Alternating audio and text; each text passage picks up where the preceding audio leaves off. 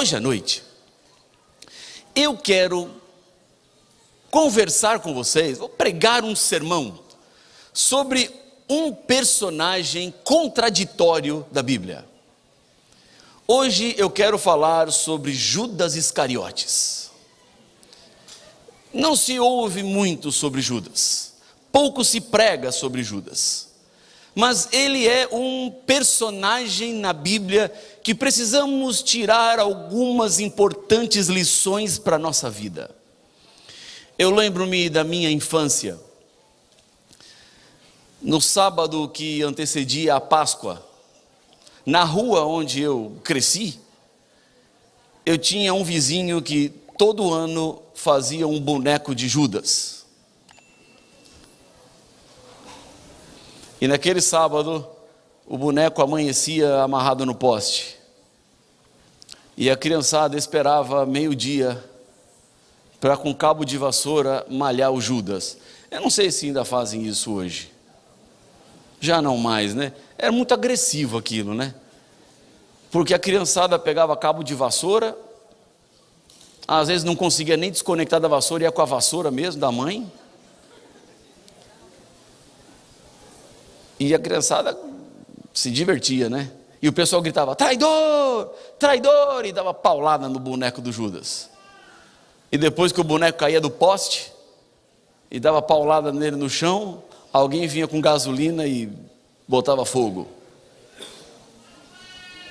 Alguém já fez isso aqui na vida? Há vários, né? Olha aí. E em casa era uma luta, porque meu pai não queria que eu fosse fazer isso aí, e o pessoal da rua ficava esperando eu voltar da igreja para malhar o Judas. Eram meus amigos, né? Vamos esperar o Rafael que vai chegar da igreja. Aí eu chegava e já esperavam para a hora do malhar o Judas. Bom, Judas, o traidor. Judas, estigmatizado na história como um homem sem caráter. Quase você não vê ninguém com esse nome, seu Judas. Senhor Judas. E colocar um nome no filho de Judas é uma tristeza, né? O que é que você quer dizer, eu colocar o nome do seu filho de Judas? É um nome que ficou estigmatizado como algo ruim. Ainda que tinha o Judas Tadeu como discípulo de Jesus, mas o Judas ficou como Judas Iscariotes. Alguém que ninguém quer proximidade. Mas o que me chama a atenção é que quando eu olho para o grupo dos 12 discípulos, nenhum deles era melhor do que o outro. Olhando para a trajetória da vida, não dá para dizer que Judas era pior do que os outros, porque todos ali tinham os seus problemas, todos tinham suas dificuldades. O Judas foi aquele que traiu. E o Pedro negou. E os outros que fugiram? E os outros que deixaram? Isso me diz algo sobre o grupo dos apóstolos. Não existe um ser humano sequer que seja perfeito. Inclusive, dentre aqueles que receberam a maior honra de seguir Jesus de perto, de serem os apóstolos, mesmo entre eles, não havia perfeição. Era um grupo de pessoas que tinham seus problemas. Eu posso até dizer, era um grupo de problemáticos. Como todos nós somos problemáticos. Não tem ninguém aqui no auditório, e ninguém que me ouve pela Rádio Novo Tempo, e ninguém que acompanha agora pela internet, que seja perfeito e que não tenha nenhum defeito. Não existe. E se todos nós somos imperfeitos, onde existe ser humano, eu não posso exigir ou esperar perfeição. Concordam comigo? Se entre os apóstolos não havia perfeição, entre a igreja há perfeição? Neste ambiente que nos acolhe, há perfeição? Não. E por que não há? Porque a igreja é formada de pessoas imperfeitas. E pessoas imperfeitas tornam tudo que tocam imperfeito.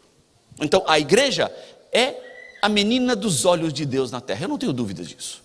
Deus estabeleceu a sua igreja. Agora, não espere perfeição da igreja. Se entre os apóstolos não tinha perfeição, obviamente entre nós não vai haver perfeição. Eu posso até dizer de maneira muito categórica, mas não é para ninguém apontar o dedo para outro.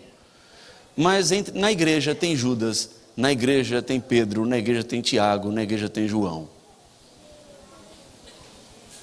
Todos nós estamos aqui na igreja. Existe um fenômeno hoje chamado de desigrejados. E quem são os desigrejados? São aqueles que querem Jesus, mas não querem a igreja. Eu quero Deus, mas eu não quero me unir ou pertencer a uma igreja. É possível ter Jesus e não ter a igreja? Dá para se manter vivo na fé, tendo Jesus e sem a igreja? Eu desconfio. E na verdade eu duvido. Quem estabeleceu a igreja na terra foi o próprio Senhor Jesus. E a igreja é o corpo de Cristo. Agora você não pode dizer para o noivo da igreja Jesus o seguinte: eu quero só a cabeça, mas não quero o corpo. Eu quero casar-me só com a cabeça, mas não quero o corpo. Dá? Não. Quando você casa com alguém, com o marido ou com a esposa, você leva o pacote completo. Não casa com uma parte, vai tudo, não tem como. E assim se dá também com a igreja. Quando nós nos unimos com a cabeça, que é Cristo, nós passamos a fazer parte do corpo de Cristo. Então não dá para separar, porque corpo e cabeça vivem juntos. Se você arranca a cabeça do corpo, o corpo morre. O corpo precisa da cabeça, e a cabeça precisa do corpo. Então não me diga: eu quero Jesus, mas não quero a igreja, porque na igreja está cheio de gente pecadora. Pois bem, e você é o quê? Quando alguém diz para mim assim: pastor, eu não vou mais lá na igreja não, porque o pensamento das pessoas, porque o que elas falam, porque o que elas ensinam, eu falo assim: tá bom. Então o que você está me dizendo é que você chegou num nível tão grande de perfeição, que a igreja já não é mais digna da sua presença, é isso? Ou que você evoluiu tanto espiritualmente, que a igreja já não está mais no nível que você está. Seria isso? Não, pastor, é meio forte isso, né? Mas é o que soa no meu ouvido. Quando eu digo eu não vou mais na igreja porque as pessoas da igreja são, eu estou dizendo eu sou melhor do que todos que estão lá. E eu pergunto, será que é melhor mesmo? Quem se acha melhor do que o outro está pronto para cair, não está pronto para subir.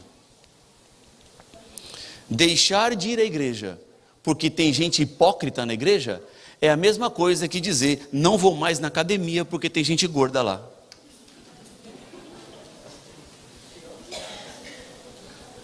Tem gente fora de forma, então eu não vou. Não faz o mínimo sentido, porque igreja é o lugar onde nós estamos sendo moldados. Igreja é o lugar onde nós estamos sendo transformados. Recentemente eu perdi a minha avó. A minha avó viveu até 94 anos e 10 meses. Faltava pouco para completar 95 anos. E no dia do funeral, eu fui para lá para ajudar a minha mãe, porque minha mãe era sozinha com a minha avó. E lá fui eu para dar todo o atendimento. E depois tivemos uma cerimônia fúnebre. E nos encantou que apareceu muita gente no funeral. A minha avó frequentava a igreja central de Sorocaba, no interior de São Paulo, e a igreja foi em peso no funeral. Foi no sábado, à 1h30 da tarde, e as pessoas foram em peso. O que me chamou a atenção foi uma sobrinha da minha avó que estava lá. Eram 4 irmãs, a minha avó era mais velha, as outras 3 já faleceram, só estava a minha avó viva. E uma prima da minha mãe, né, direta, foi lá e disse assim, ela não pertence à igreja, ela falou assim, puxa, que bom que a minha tia está recebendo tanta gente assim no funeral dela, porque quando a minha mãe morreu, foi só eu, minha irmã, sua mãe e sua tia, falou para mim. Eram 4 pessoas. A igreja nos provê uma estrutura que você não encontrará em nenhum outro lugar. Mais do que a teologia, é pertencer a algo. E quando as pessoas começaram a chegar na hora da cerimônia que nós marcamos, e não era para ser uma coisa grande, e abarrotou de gente, era porque o povo saiu da igreja e foi tudo para lá, para dar um abraço, para dar um carinho, para levar uma palavra de conforto, simplesmente para estar perto. Esse apoio que a igreja faz é impossível mensurar, mesmo com os problemas. Eu não me vejo fora da igreja, eu dependo da igreja, eu preciso de igreja, eu sou igrejeiro, eu gosto da igreja, eu gosto dos laços familiares que a igreja cria. O meu trabalho é viajar para tudo quanto é canto, e quando eu estou viajando para algum lugar, eu vejo uma placa, Igreja Adventista do Sétimo Dia, eu confesso a vocês que eu sorrio, estou em casa, tem família aqui, se acontecer alguma coisa, alguém aqui vai vir me ajudar. É uma rede de apoio. Como abrir mão dessa rede de apoio? Mas eu tenho que dizer para você, é uma rede de apoio imperfeita, é uma rede de apoio com pessoas imperfeitas, mas a perspectiva que você olha vai mudar exatamente a maneira como você enxerga a igreja, povo de Deus. Dentro do grupo íntimo de Jesus tinha problemas. Então, não use para mim problemas como justificativa para não vir, ou problemas para sair, porque não é desculpa, não é justificativa. Você não vai conseguir sua entrada no céu com argumentos dessa natureza. Há um tempo atrás, uma garota me procurou e falou assim, pastor, o senhor me batizou e eu vim aqui lhe dizer que eu vou sair da igreja. E eu falei, muito obrigado por vir aqui me dizer, mas me conta o que aconteceu. Não, pastor, não vou contar. Aí eu falei assim, não, você vai me dizer que vai sair da igreja, quer que eu fale o quê? Que Deus te abençoe? Eu não posso falar isso para você, porque você está escolhendo abandonar a igreja, abandonar o corpo de Cristo na terra. Então eu não posso. Pastor, mas se eu contar a história porque eu vou sair, o senhor vai me dar sermão e eu não quero ouvir sermão. Aí eu falei assim, tá bom, então eu não vou fazer sermão. Você me conta a história e eu faço uma pergunta e você responde se quiser. E ela aceitou. Tá bom, pastor, o senhor faz a pergunta e eu respondo se eu quiser? Tá bom. Aí ela contou a história. Sabe qual é a história? Problema de relacionamento. Ela se desentendeu com uma garota que era amiga dela da igreja por causa de um garoto. Apareceu lá um rapaz simpático, e as duas se encantaram pelo rapaz simpático, e as amigas transformaram-se em competidoras. E para piorar a história, o rapaz simpático não se interessou por nenhuma das duas.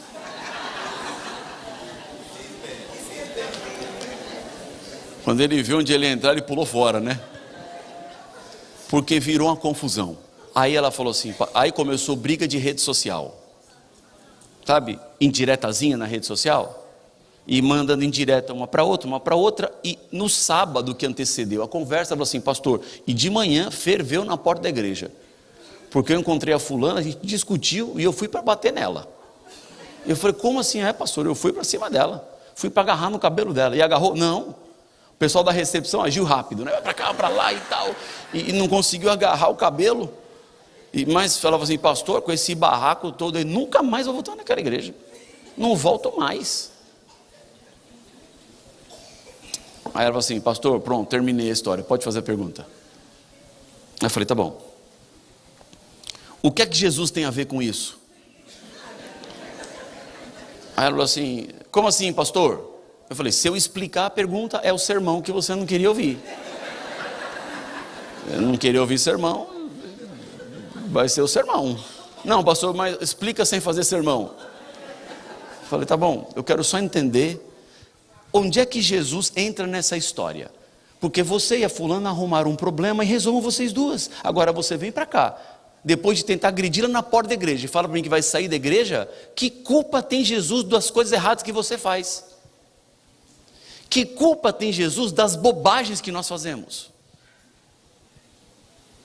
Então, não me venha com desculpinhas esfarrapadas para justificar os seus erros, porque você faz coisas erradas como os outros fazem para você. Eu não acho que eu sou perfeito, bem de longe. Outro dia uma senhora me perdoou, sem eu pedir perdão. Ela falou assim: pastor, eu por muito tempo fiquei chateada com o senhor, eu vim aqui oferecer o perdão. E eu agradeci, agarrei o perdão dela, falei: obrigado, irmã. Fiquei curioso em perguntar o que eu tinha feito, mas eu segurei a curiosidade. Eu não vou perguntar não, já que eu estou sendo perdoado, vou deixar por isso mesmo.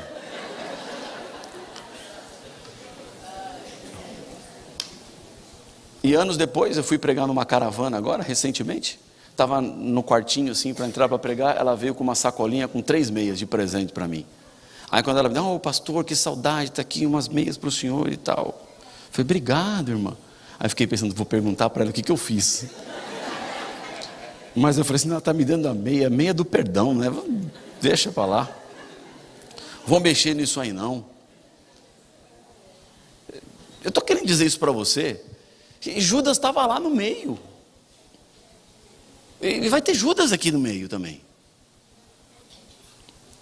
E Judas poderia ter tido uma história diferente, mas não teve, porque não quis. Se quisesse, teria tido uma história diferente. Não teve porque não escolheu. Agora, por que foi Judas e não qualquer um dos outros 11 que traiu Jesus? O que tinha Judas de diferente dos outros? Por que Judas se transformou no pior de todos eles? Agora é o ponto. Vamos olhar para o caráter de Judas. Vamos olhar para quem era o Judas. E aí você vai entender o que movia o coração daquele apóstolo, e por isso ele transformou-se no pior de todos. Vamos à Bíblia? Vamos comigo a Lucas capítulo 22, versículo 3. Há aqui uma informação importantíssima sobre Judas e o seu caráter, o seu pacto de traição. Lucas 22, versículo 3. Aqui a Bíblia começa a descrever o plano para matar Jesus. Diz o versículo número 3 o seguinte: ora, Satanás entrou em Judas, chamado Iscariotes, que era um dos 12. Versículo 4. Judas foi entender-se com os principais sacerdotes e os capitães sobre como lhes entregaria Jesus. Esta é uma informação que você não encontrará falando sobre qualquer um dos outros 11 apóstolos. Judas foi possesso. O diabo entrou no corpo de Judas. E possesso pelo inimigo, Judas foi negociar a entrega de Jesus. Esta é a informação contundente. Eu já testemunhei possessões demoníacas, como também já testemunhei pessoas que estavam tendo surtos psicóticos. Uma coisa é uma coisa, outra coisa é outra coisa. Existe sim possessão demoníaca. Mas levantou-se no Brasil uma onda carismática por aí, de possessões demoníacas que são incentivadas no meio do culto. As pessoas chamam o demônio para possuir as pessoas para depois expulsar. Onde tudo é um demônio. Dor nas costas é o demônio da dor nas costas. Dor no pé é o demônio da dor no pé. Dor de cabeça é o demônio da dor de cabeça. Tem que expulsar os demônios toda hora. Ou seja, tudo passa a ser atribuído à ação dos demônios. E nessa espetacularização da fé, alguns pastores agora entrevistam o demônio no culto. Traz o endemoniado na frente, fica conversando com o demônio no microfone em rede nacional, dando palco para aquilo que o diabo vai falar. Esse tipo de possessão demoníaca visível, ele acontece. Mas eu vou lhe dizer, na minha experiência ministerial, acontece muito pouco. Muito pouco. Sabe qual é a pior possessão demoníaca? Não é aquela que a pessoa cai no chão, fica babando, põe a mão para trás, engrossa a voz, gira o pescoço. Não é essa, não. Porque essa possessão demoníaca é fácil de identificar. Não é essa a pior possessão demoníaca. A pior é essa aqui de Judas. Porque o diabo entrou em Judas e ele caiu no chão? Não. Ficou estribuchando? Não. Engrossou a voz? Não. Botou a mão para trás? Não. Botou garra para... Não teve nada disso. O diabo entrou no corpo de Judas e ele foi fazer o quê? Foi negociar a traição de Jesus. Visivelmente, ninguém perceberia que Judas estava possesso.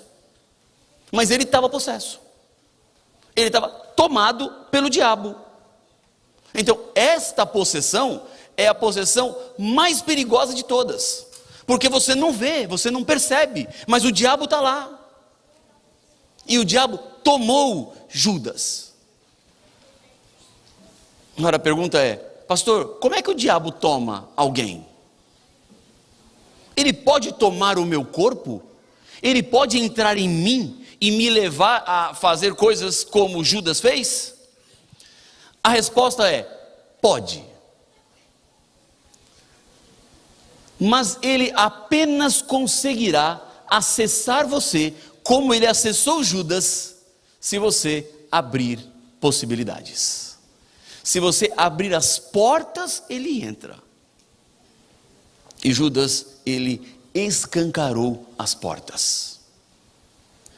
Ele estava entre os discípulos, mas alguns aspectos da vida de Judas mostrava que ele não era igual aos outros. Havia algo pior nele. Diz Salomão em Eclesiastes 7:8 que o melhor é o fim das coisas do que o princípio delas. Então não importa como você começa, importa como você termina.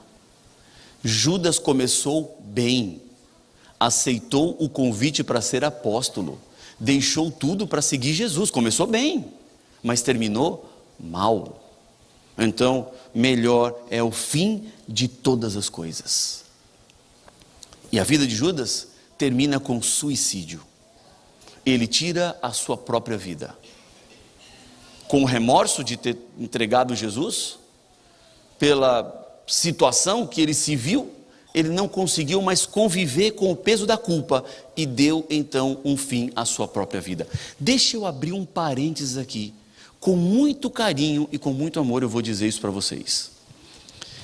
Algumas pessoas pegam a experiência de Judas, que se matou, e batem um martelo dizendo, todos aqueles que cometem suicídio estão perdidos.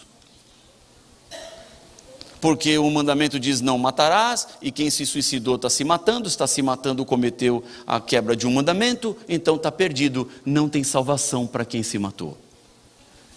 O que eu digo para você? Muito cuidado em dar qualquer veredito de salvação ou perdição para as pessoas, porque esse não é o nosso papel. Primeiro ponto, não cabe a mim dizer quem está salvo e quem está perdido. Segundo ponto, quanto tempo uma pessoa precisa para se arrepender? Quanto tempo? Uma fração de segundo resolve? E se aquela pessoa que se matou se arrependeu numa fração de segundo? E aí? Então você não pode dar veredito nenhum. Outro ponto que precisamos considerar: a Bíblia não fala em lugar nenhum que quem se suicida está perdido. Não existe nenhum versículo bíblico categórico que quem se matou perdeu a salvação. Eu entendo que Deus vai nos julgar, não apenas pelo ato em si, mas o que levou a cometer o ato. E muitas pessoas cometem o ato do suicídio porque estavam muito doentes. Se alguém tem pensamentos suicidas, por favor, procure ajuda. Tem saída para você, tem solução. Não fique sofrendo e não faça uma loucura contra a sua própria vida. Agora, não coloque um peso maior sobre o ombro da família ou dos parentes que estão sofrendo a perda de alguém que se suicidou. O julgamento Deus fará. Ele vai dizer o que é que aconteceu. Agora, vamos voltar aqui para Judas. Judas se perdeu. Judas foi possuído pelo diabo e foi entregar Jesus. O que é que eu vejo no caráter de Judas que permitiu que Satanás entrasse nele e fizesse o que fez? Algumas coisas. Primeiro, Judas era ganancioso. Ele traiu Jesus por 30 moedas de prata. Quanto valeria hoje as 30 moedas de prata que Judas recebeu por ter entregado Jesus? É uma boa pergunta, né? A revista Super Interessante fez uma equiparação de quanto valeria hoje essas 30 moedas de prata. E como é que eles podem saber? Porque quando Judas recebeu o dinheiro, viu a morte de Jesus, ele se arrependeu, sim, com remorso, ficou triste. E ao invés de procurar perdão em Jesus, o que ele fez? Ele foi tentar resolver por ele mesmo o problema. Mas uma das ações dele foi pegar as 30 moedas de prata e devolver. Ele entregou de volta as moedas que eles receberam para os sacerdotes. Aí os sacerdotes pegaram as 30 moedas, isso está em Mateus capítulo 27, versículo 7, e compraram um campo de oleiro fora da cidade, onde fizeram um cemitério. Então, com essa referência, é possível saber quanto vale um terreno fora de Jerusalém hoje para fazer um cemitério. Um terreno pequeno, não um terreno muito grande. E a conta que a revista Super Interessante chegou foi que valeria $14 mil. Então estamos falando aí em 70 mil reais. Essa foi a quantia que Judas recebeu para entregar Jesus. 70 mil reais. Ele era um homem ganancioso. O que ele esperava ao entregar Jesus era que Cristo manifestasse o seu poder e estabelecesse o seu reino aqui na terra. Era essa a expectativa. Vejam, meus amigos, minhas amigas, Judas não era bobo. Ele já sabia que Jesus tinha poder. Ele viu Jesus andando na água. Ele viu Jesus multiplicando pães e peixes. Ele viu uma mulher tocando na orla da roupa de Jesus e sendo curada. Ele viu Jesus falar com um paralítico e ele voltar a andar. Ele viu Jesus pegar um barro do chão, botar no olho de um cego e ele voltar a ver. Judas sabia que Cristo era diferente. Ele estava num barco quando Jesus acalma a tempestade. Estava claro para Judas que Jesus tinha poder. Então ele entrega Jesus, ganha dinheiro e fala assim: agora ele manifesta o seu poder, ele não vai se entregar, estabelece o seu reino e nós vamos ser poderosos. Porque Judas olhava Jesus como alguém para tomar o império. Alguém para ser o rei, para ser o governador. E obviamente, ele que estava lá no grupo, entre provavelmente os dos mais preparados, receberia uma grande honra, uma grande responsabilidade. Talvez seria o ministro da economia, o ministro da fazenda. Estaria sobre ele toda a economia desse império estabelecido em cima de Jesus. A ganância de Judas o levou a trair. Talvez na cabeça de Judas ele não entendia como que Jesus, sendo tão poderoso, era tão pobre. Certa vez ele falou assim: as raposas têm os seus covis e os passarinhos têm os seus ninhos, e eu não tenho onde dormir hoje à noite. Era exatamente isso que ele estava dizendo. Eu não tenho nada. Porque Jesus não veio a este mundo para conquistar as possibilidades do dinheiro. Ele não veio nesse mundo para se estabelecer em poder e autoridade política. Era algo completamente diferente. Mas Judas estava fascinado pelo poder. O poder. Há uma combinação que fascina as pessoas: poder e dinheiro. Muitos estão viciados nisso, poder e dinheiro. Por causa de dinheiro, as pessoas perdem os seus escrúpulos. Por dinheiro, as pessoas fazem coisas que talvez nunca fariam por qualquer outra coisa, mas fazem pelo dinheiro. As pessoas matam pelo dinheiro. As pessoas passam por cima dos outros por dinheiro, magoam por dinheiro, ferem por dinheiro, se tornam irreconhecíveis por causa do dinheiro. A que você está disposto a submeter-se? A ganância toma conta do seu coração? Deixa eu lhe contar uma história. Eu era aluno de teologia e eu estava vendendo livros para o meu cuidado, pagar as mensalidades, e eu trabalhava com uma série de livros chamado Belas Histórias da Bíblia. E como um colportor vendendo livros, né, eu era muito ousado. Aí eu vi uma igrejona grandona assim na cidade que eu estava, bem grande. E eu conheci a igreja porque o pregador principal da igreja era conhecido, famoso, da televisão. E eu entrei na igreja e falei assim: o pastor está? O pastor está assim. Quem gostaria? Eu falei: é o Rafael. Eu tenho um material para apresentar para o pastor do Serviço Educacional Lar e Saúde. Peraí que eu vou chamar o pastor então. E chamaram o pastor e o pastor apareceu. Um jovem pastor. Poucos anos, eu devia ter 19, 20 anos, deixa eu ver, 19 anos eu tinha, ele devia ter uns 25,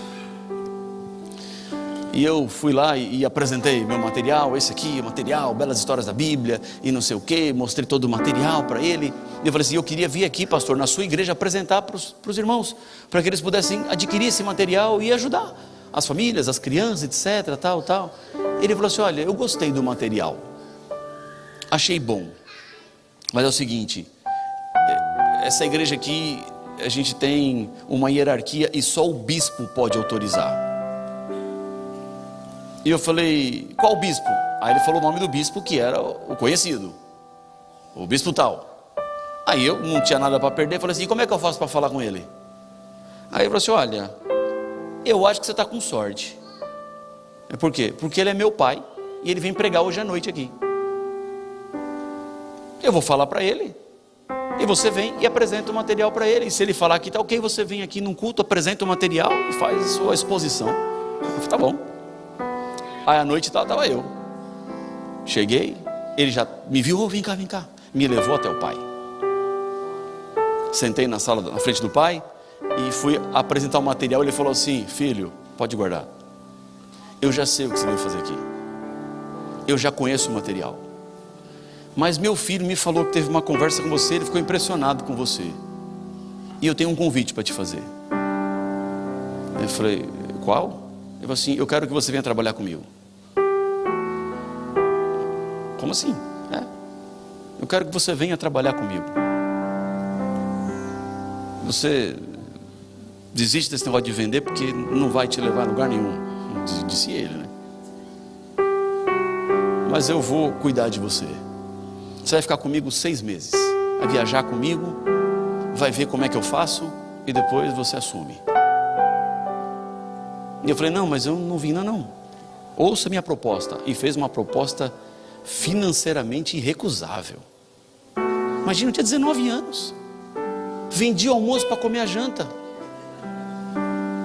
Era uma luta terrível. Vendia revista na rua para conseguir almoço, guardando todo o dinheiro para pagar a mensalidade. Era uma luta. Aí ele me faz uma proposta, e era um monte de zero na proposta, né? E vai ser um carro para você, vai ter não sei o quê. Não tinha carro, não tinha nem perspectiva de carro, ele ia me dar carro para trabalhar e não sei o que lá. Eu agradeci e falei, mas eu queria só apresentar meu material mesmo. Ele falou assim, não, o material você não vai apresentar, a minha proposta está feita. E ele me deu um cartão com o telefone dele. Ele falou assim, vai lá, pensa um pouco. Talvez é muita coisa na sua cabeça agora. Pensa um pouco, depois você me liga. E eu peguei o cartão, educadamente. E cheguei na porta da igreja, rasguei e joguei fora o cartão para não ser tentado a ligar. Porque eu falei, vai que é, né? Nem decorei o número. Porque eu não podia desviar o meu propósito. Eu sabia que Deus tinha um propósito na minha vida. Eu sabia que Deus tinha um plano na minha vida, e aquilo ali foi um atalho. E eu precisei lutar, porque quando a gente vê essas propostas que são colocadas, que desvirtuam você daquilo que Deus te chamou, é a ganância que tomou conta do coração de Judas, e por isso Satanás entrou nele, porque ele era ganancioso, ele queria dinheiro, egoísta, a sedução por sempre ter mais. E eu às vezes não entendo como as pessoas têm essa sede, essa ânsia de sempre ter, e não para nunca mais, não termina. Judas criou uma separação entre a vida material e a vida espiritual, e não existe essa separação em Deus. O que é espiritual é material, o que é material é espiritual, você não pode separar. Eu quero uma bênção na minha vida espiritual e uma bênção na minha vida material. Não tem, só tem você. E como você se relaciona com os seus bens tem a ver com a sua vida espiritual, e a sua vida espiritual tem a ver com como você se relaciona com os seus bens. A ganância entrou no coração de Judas, e por isso ele, possuído pelo diabo, foi lá negociar a entrega de Jesus. Quando somos gananciosos, nós estamos abrindo as portas para que o diabo entre. Quer mais? Judas era covarde. Não apenas ganancioso, mas ele era covarde, porque ele traiu alguém que confiava nele. Jesus chamou ele para fazer parte do grupo mais próximo, e ele foi um covarde. Ele traiu o mestre. Por isso o diabo entrou nele, porque ele tinha vergonha do evangelho. Ele queria se esconder desse evangelho que Cristo pregava, ele queria um outro evangelho. E esse outro evangelho que ele queria não tinha nada a ver com o evangelho do Senhor. Quando nós criamos um evangelho que não é o evangelho da Bíblia, nós estamos fazendo exatamente como Judas, estamos sendo covardes, porque não assumimos quem Jesus é, e o que ele fez e o que ele faz. Quem é você quando ninguém está vendo? É uma boa pergunta, né? Quem é você quando a situação à sua volta é contrária? Quem é você quando no trabalho você é desafiado a não seguir os seus princípios? Quem é você quando ninguém está olhando? Quem é você quando ninguém te conhece? Infelizmente, covardia é saber o que é certo e fazer aquilo que é errado. E Judas foi covarde, porque ele sabia o que tinha que fazer e não fez. Quer mais? Judas tinha fragilidade de caráter. Ele foi se envolver, foi se entender com quem não era para se entender. Ele foi lá conversar com os sacerdotes, foi lá falar com os capitães, foi andar na roda dos escarnecedores. O Salmo 1:1 adverte: bem-aventurado aquele que não anda segundo o conselho dos ímpios, nem se detém no caminho dos pecadores, nem se assenta na roda dos escarnecedores. Bem-aventurado significa feliz. Agora, o fraco de caráter Judas foi lá se assentar com os ímpios, com os escarnecedores, assentar-se do lado daqueles que eram deformados, para negociar como entregar Jesus. Como pode? Que coração tinha Judas? Quando conhecemos o evangelho que liberta, e nós nos voltamos contra esse evangelho que nos liberta, a situação é muito pior.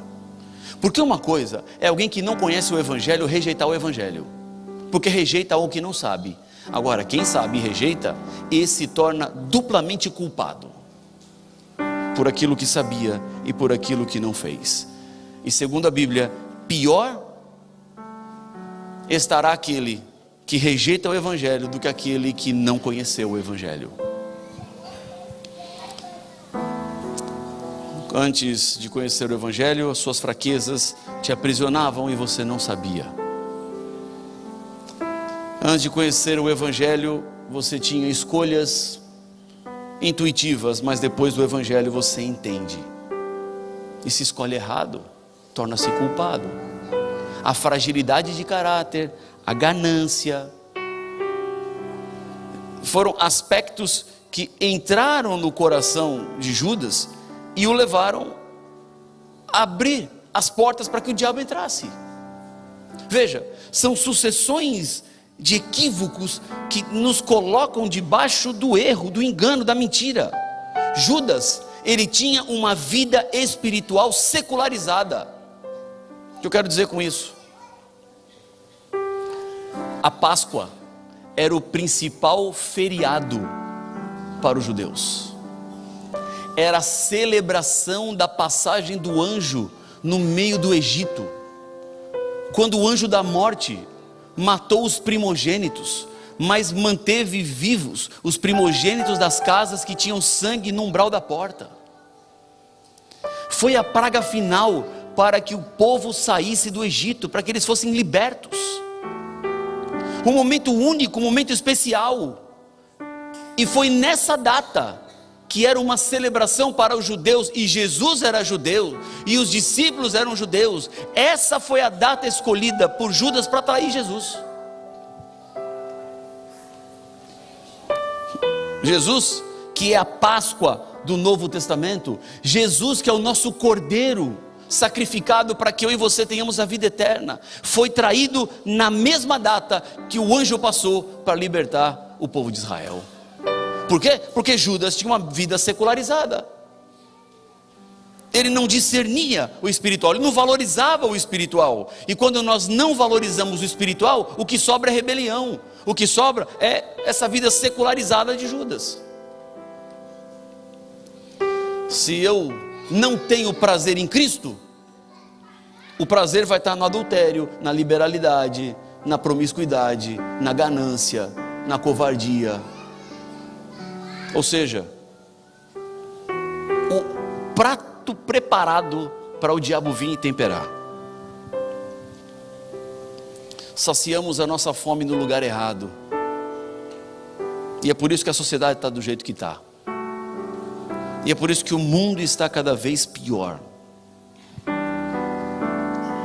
Mas Judas, ele tinha uma vida espiritual completamente secularizada, racionalizada. E nós precisamos fechar as portas dessa vida espiritual secularizada e nos voltarmos àquilo que a palavra nos diz, aquilo que Jesus nos ensinou. E precisamos parar de reinterpretar a Bíblia para viver a essência da Bíblia. Há muitas coisas que Jesus ensinou que não é fácil. Por exemplo, ele disse: se alguém te bater de um lado do rosto, você deveria oferecer o outro lado. A coisa mais dura que você pode oferecer para alguém que te agride, não é agredir de volta, é devolver com mansidão. É a coisa mais pesada que alguém pode receber. Quando a pessoa vem com ódio e vem com fúria, você devolve paz e mansidão. Isso é um fruto do Espírito, não é nada natural. Mas muitas pessoas estão envolvidas no confronto. Quem é que ganha? Se no final você sai querendo ganhar, todo mundo perde, e o Evangelho também. Um outro ponto que eu percebo de Judas: ele era orgulhoso. É muito trágico, porque a Bíblia conta que Judas veio com a comitiva dos sacerdotes e dos capitães para prender Jesus. De longe, Jesus avista e vê os discípulos que estavam com ele também, lá no jardim do Getsêmani, onde ele orava e suou sangue. E a Bíblia diz que Judas veio à frente, e ele tinha combinado: olha, aquele em quem eu der o beijo, esse é o Jesus, e esse vocês têm que prender. E Judas vai à frente, identifica Jesus, e a Bíblia diz que na hora que Judas está vindo, Jesus abre os braços e fala assim: aqui vens, amigo. Uau! Jesus chamou Judas de amigo, porque Jesus era amigo de Judas, mas Judas não era amigo de Jesus. O que Jesus me ensina aqui, contra esse orgulho de Judas, é que o meu cristianismo não depende do outro. O meu cristianismo não depende de você. Se você me odeia e eu te chamo de irmão, o problema não está mais comigo, mas o problema está com você. E era exatamente o que estava acontecendo aqui, porque Jesus diz: Judas, você é meu amigo, o que você está vindo fazer? Mas Judas não era amigo.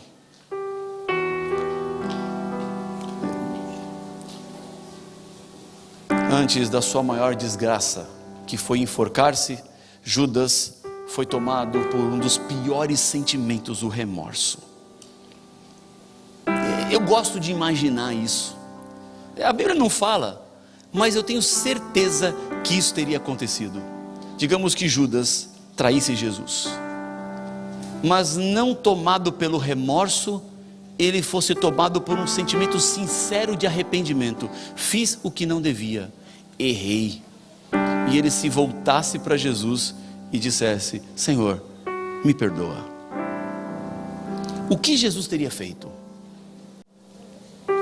Do que você conhece da Bíblia, do que você já estudou sobre Jesus, o que ele teria feito? Jesus teria dito: Judas, está perdoado. Talvez teria dito o mesmo que disse para o soldado na cruz: você vai estar comigo no paraíso, Judas. Pelo seu arrependimento você vai estar comigo no paraíso. Mas o orgulho de Judas o impediu de ser perdoado. Deus sempre nos perdoará, não importa o tamanho do nosso pecado. E te digo mais: Deus perdoa os nossos maiores pecados, mas não perdoa as nossas melhores desculpas. Vou repetir: Deus perdoa os nossos maiores pecados, mas não perdoa as nossas melhores desculpas. Ah, Senhor, esquece isso. Vai ele. Não fique aí encontrando justificativa. Corra para o Senhor. Não justifique seu pecado, não racionalize seu pecado, não adie o abandono do pecado, porque quando a gente joga fora tudo o que é Deus, o que sobra é morte, o que sobra é suicídio. Foi o que ficou para Judas. Algumas pessoas estão cometendo suicídio espiritual, e não é o suicídio do Judas que se enforcou, mas o suicídio espiritual, quando você ouve a palavra da graça, quando você ouve o evangelho e não aceita, quando você entende que Deus está te chamando e você não vai, é suicídio espiritual. Quando você compreende o evangelho, o caminho que Deus tem e você não anda, é suicídio espiritual, você está se matando. O final desse caminho é morte. Alguns dizem que sempre existe uma luz no fim do túnel, e sabe o que eu tenho descoberto na minha vida? Que Deus não precisa nem de túnel nem de luz para transformar a sua vida. Ele muda por completo, Ele transforma. Mas é preciso dar o primeiro passo, é preciso entregar-se. Se ficarmos como Judas ficou, abriremos as portas para que o diabo nos tome conta. E aí nós vamos fazer o quê? Vamos comprar, vender, ir para um lado, ir para o outro, possuídos pelo diabo, porque a porta foi aberta e ele entrou. Agora, você pode fechar essa porta, e a gente fecha a porta decidindo viver ao lado de Cristo.